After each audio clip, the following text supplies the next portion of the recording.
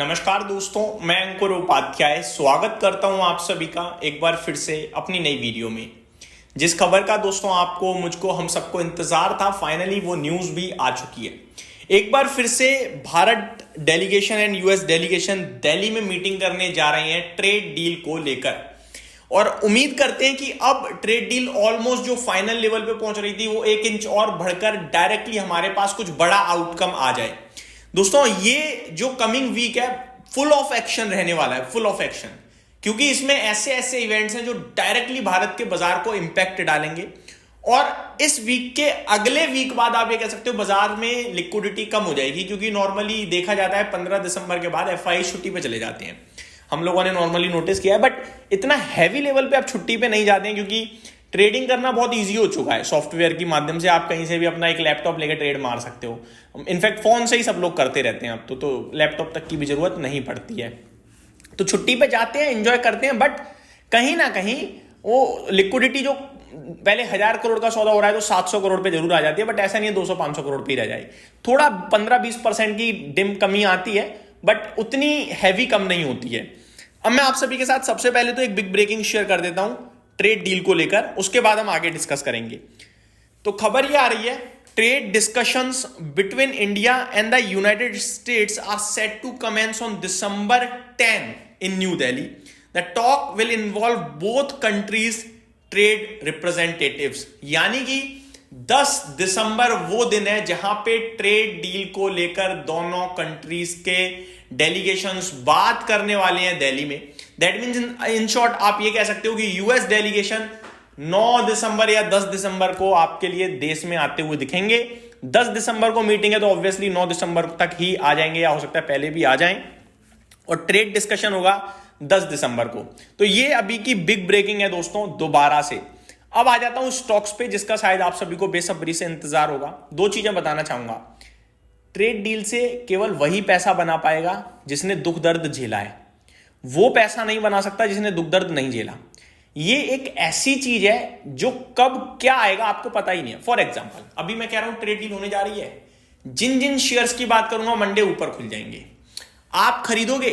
10 तारीख को पता चले खबर आ जाए ट्रेड डील को लेकर बात ही नहीं बनी, या फिर अभी और आगे बढ़ सकती है, या कोई भी ऐसा कमेंट जो नेगेटिव हो, तो स्टॉक्स वापस घट जाएंगे। आप क्या कहोगे? कुछ भी नहीं हुआ, हमारा तो घाटा हो गया, क्या करें हम। और अगर आप मंडे ले लेते हो तेजी पे और फिर खबर आने के बाद भी ना चले तो भी आपको तो फायदा नहीं हुआ, क्योंकि वो पहले ही चल गए थे।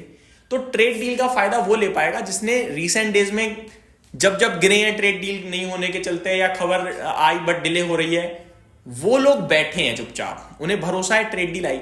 ये केवल कन्विक्शन का खेल है। आपको ये सोचना होगा ट्रेड डील आएगी या ट्रेड डील नहीं आएगी। अगर आपको लगता है आएगी तो फिर आपको फर्क नहीं पड़ना चाहिए कि स्टॉक आज चल जाए, कल चल जाए, परसों चल जाए।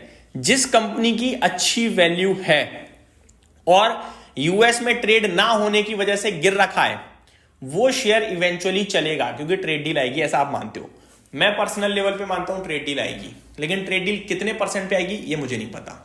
बाजार कभी कह देता है 15-16% पे आ जाएगी, कभी कह देगा 25% की केवल पेनल्टी ही हटेगी। तो जो भी होगा मेरे को नहीं पता, लेकिन मेरे को पता है एक कमेंट पे स्टॉक 15%, 20% ऊपर या नीचे करेगा। ये मेरे अंदर कैपेसिटी होनी चाहिए कि मैं नीचे का मुंह भी देख पाऊं और ऊपर के लिए भी खुश हो पाऊं। सिंपल है। तो अब मैं आता हूं स्टॉक्स पे। सबसे पहला क्षेत्र है टेक्सटाइल क्षेत्र, और टेक्सटाइल क्षेत्र बाजार में बहुत बड़ा क्षेत्र है। तो टेक्सटाइल में कौन से स्टॉक्स हैं जो हमें रडार पे रखने चाहिए, उस पर मैं आता हूं। सबसे पहले है केपीआर मिल्स। ये मेरे को बहुत ही क्वालिटी स्टॉक लगता है।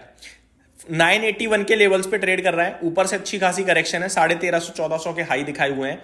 वहां की बात नहीं करूंगा, लेकिन मेरे को लगता है 1150 रुपए की ये वैल्यू रखता है। तो केपीआर मिल टेक्सटाइल में एक स्टॉक है जो मेरे को रडार पे रखना है। दूसरा स्टॉक है दोस्तों वेल्सपन लिविंग। बहुत ही क्वालिटी कंपनी है और 134 है। मैंने इसमें तो वैसे भी आपसे कहा था 122 पे कि आप लेके बैठो इसे, वहां से लिया तो बहुत अच्छी बात है। अदरवाइज मेरे को लगता है ये 120, ये 134, ये ऐसे भाव जहां आप लो एवरेज करके बैठो। 145 से 170 रुपीज मेरे को लगता है स्टॉक पोटेंशियल रखता है जो पहुंचना चाहिए। थर्ड स्टॉक है गोकुलदास एक्सपोर्ट।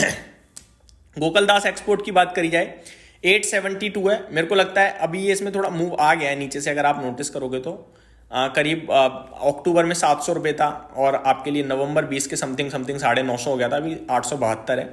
तो यहाँ से लेकर थोड़ा नीचे तक इसे एवरेज आउट करना चाहिए और मेरे को लगता है इजीली इसमें पोटेंशियल है 950 to 1000 इजीली जाना चाहिए। ठीक है जी, ये तो हो गई टेक्सटाइल क्षेत्र की बात। अब थोड़ा आगे बढ़ते हैं दूसरे क्षेत्र पे, सी फूड रिलेटेड स्टॉक्स। पहले एक बड़ी कंपनी है अवंती फीड्स, हालांकि मूव बहुत बड़े आ गए हैं, मैंने आपके साथ नीचे से शेयर किया हुआ है ये स्टॉक भी, करीब 650 650 पे डिस्कस किया था। आज की डेट में 820 रुपये है और अभी रिसेंटली इसने 860 का हाई लगाया जब वो यूरोपियन यूनियन के साथ हमारी डील थोड़ी सी होते हुए दिखी।